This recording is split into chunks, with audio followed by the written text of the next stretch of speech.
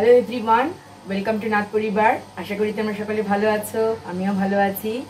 দেখে নাও আজ আমি কোন রেসিপি তোমাদের সাথে শেয়ার করছি।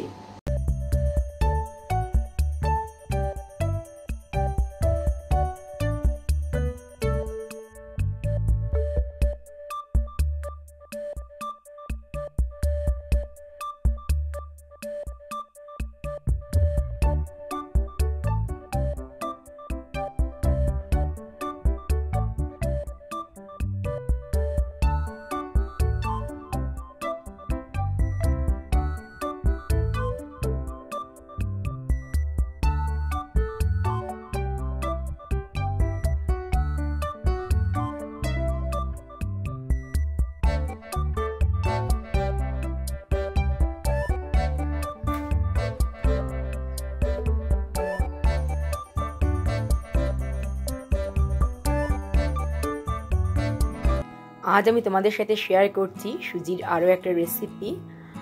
সেটা হলো সুজির রসগোল্লা। তবে দেখে কিন্তু বোঝার উপায় নেই যে রসগোল্লাটা সুজির হয়েছে। কালারটা কত সুন্দর এসেছে দেখতে পাচ্ছ।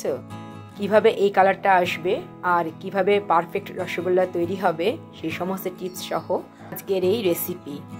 সুজির রসগোল্লা দেখে কিন্তু বোঝার উপায় নেই, দেখতেও যেমন সুন্দর, খেতেও কিন্তু অসাধারণ। তাহলে শুরু করছি আজকের রেসিপি সুজির রসগোল্লা। অত্যন্ত সহজ উপায়ে তোমাদেরকে আমি দেখিয়ে দিচ্ছি যে কিভাবে আমি তৈরি করি।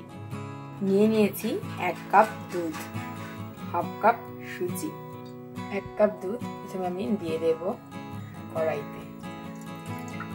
দিয়ে দিলাম হাফ টেবিল স্পুন ঘি।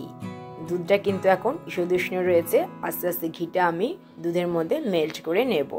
দুধটা যখন হালকা গরম হয়ে উঠবে তখন আমি এর মধ্যে দিয়ে দেব সুজি। খুব বেশি গরম হলে কিন্তু কখনোই দেবে না, তাহলে কিন্তু সুজিটা আবার কি বলতো দলা পাকিয়ে যাবে। রসগোল্লাগুলো সেক্ষেত্রে ভালো তৈরি হবে। ঘিটা মেল্ট হয়ে গেছে, এবার অল্প অল্প করে সুজি আমি দেব। আগেই বলেছি যে সুজি কিন্তু দুধ খুব বেশি গরম হলে দিতে নেই, তাহলে ডেলা পাকিয়ে যেতে পারে। একটু একটু করে সুজি মেলাবে আর নাড়তে থাকবে।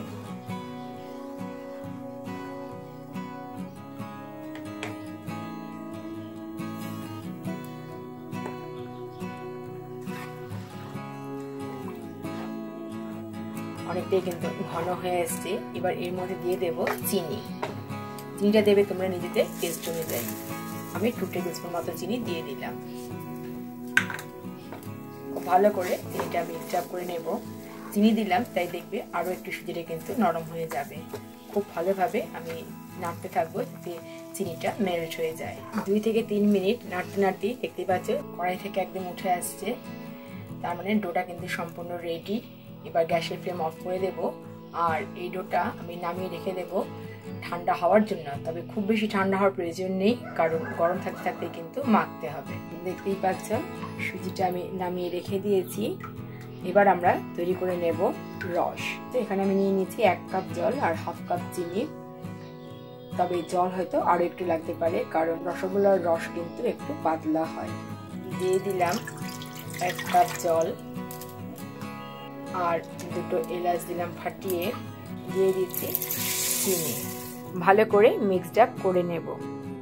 ক্রমাগত নেড়ে যেতে হবে যতক্ষণ পর্যন্ত না চিনিটা ভালো করে মেল্ট হচ্ছে। আর একটা কথা খেয়াল রাখতে হবে যে রসগোল্লার রস কিন্তু খুব একটা ভারী হবে না। চিনিটা মেল্ট হয়ে গেলেই আমরা গ্যাসের ফ্লেমটা অফ করে দেব। রসটা ফুটে গেছে, এবার আমি গ্যাসের ফ্লেম অফ করে দিচ্ছি। রসগোল্লার জন্য রস রেডি রয়েছে।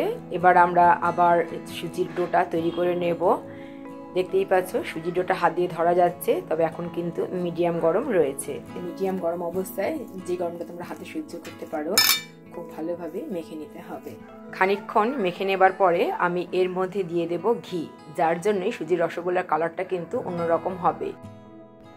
আর ডোটা যদি স্মুথ না হয় তাহলে দেখবে যে রসগোল্লা যখন আমরা তৈরি করব গাটা মসৃণ না হলে কি হবে বলতো, ক্র্যাক ধরে যাবে। সেক্ষেত্রে কিন্তু রসে পড়ার সাথে সাথে ছেড়ে যাবে। ঘি দিয়ে বেশ খানিকক্ষণ মেখে নেবার পরে ডোটা আমি তৈরি করছি। দেখতেই পাচ্ছ যে একদম স্মুথ একটা ডো তৈরি হয়েছে। এবার রসগোল্লার জন্য আমি লেচি কেটে নেব। রসগোল্লার সাইজটা তোমরা নিজেদের পছন্দ অনুযায়ী দিয়ে দিও। আমি এরকম সাইজের করছি। হাত দিয়ে চেপে চেপে তৈরি করতে হবে যাতে কোনো রকম ফাঁকা না থাকে। নেক্সট আমি 2 হাতের মধ্যে নিয়ে নেব একটু ঘি মাখিয়ে, তারপরে খুব সুন্দর করে গোল শেপ দিয়ে দেব।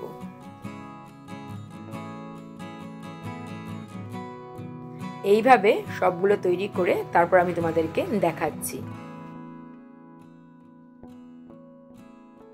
সুজির বলগুলো আমি তৈরি করে নিয়েছি, একটা প্লেটের মধ্যে রেখে দিয়েছি। একটা একটা ছোট সাইজের হয়েছে। আর তোমরা নিশ্চয়ই খেয়াল করেছো যে বলগুলোর মধ্যে কিন্তু কোনো রকম ফাটল নেই।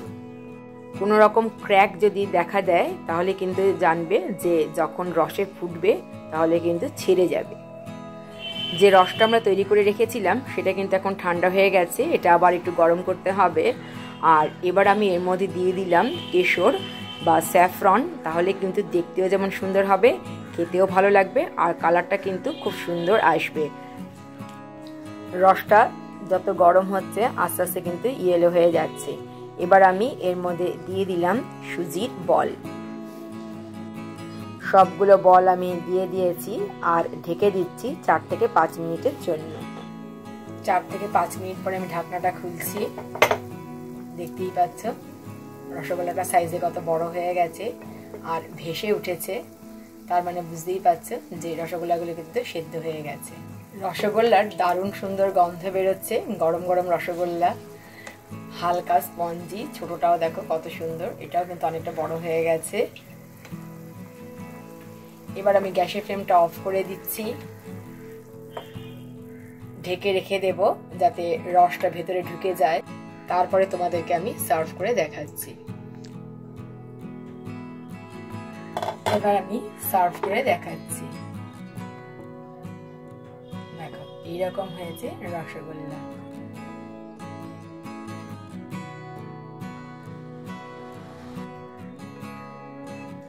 সার্ভ করে দিয়েছি আমি সুজির রসগোল্লা।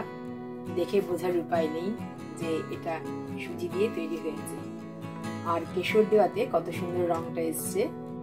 যেহেতু আমি রস তৈরি করার সময় স্যাফরন বা কেশর দিয়েছি, তাই গার্নিশিং পারপাস আমি ওপর দিয়ে দিচ্ছি কেশর, তাহলে দেখতে খুবই সুন্দর লাগবে। তবে এটা সম্পূর্ণই অপশনাল, ইচ্ছে করলে তোমরা দিতে পারো, নাও দিতে পারো। এবার একটা রসগোল্লা আমি কেটে দেখাচ্ছি, একটু রস দিয়ে দিচ্ছি। দেখতেই পাচ্ছ যে রসগোল্লার রসটা কিন্তু খুবই হালকা হয়, খুব একটা চটচটে হবে না, পাতলা হবে। খানিকক্ষণ কিন্তু রাখতে হবে, তা না হলে কিন্তু রসটা রসগোল্লার ভিতরে অ্যাবজর্ব করবে না। এবার কতটা নরম তুলতুলি হয়েছে সেটা আমি তোমাদেরকে কেটে দেখাচ্ছি, দেখে বুঝতেই পারছ।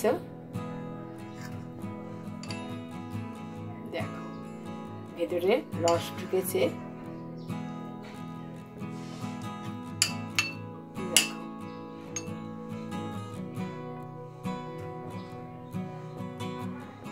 গরম রসগোল্লা সবসময় কিন্তু সাইজে ছোট থাকে, আস্তে আস্তে বড় হয়ে যায়।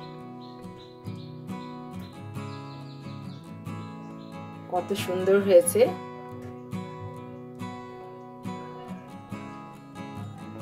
সুজি দিয়ে তৈরি রসগোল্লা। ভিডিওটা প্রথম থেকে শেষ পর্যন্ত দেখার জন্য অসংখ্য ধন্যবাদ। আশা করি আজকের ভিডিওটা সকলেরই ভালো লেগেছে। তাহলে আজ এই পর্যন্তই, দেখা হবে আবার নেক্সট ভিডিওতে। ততক্ষণ পর্যন্ত তোমরা সকলে ভালো থেকো, টাটা।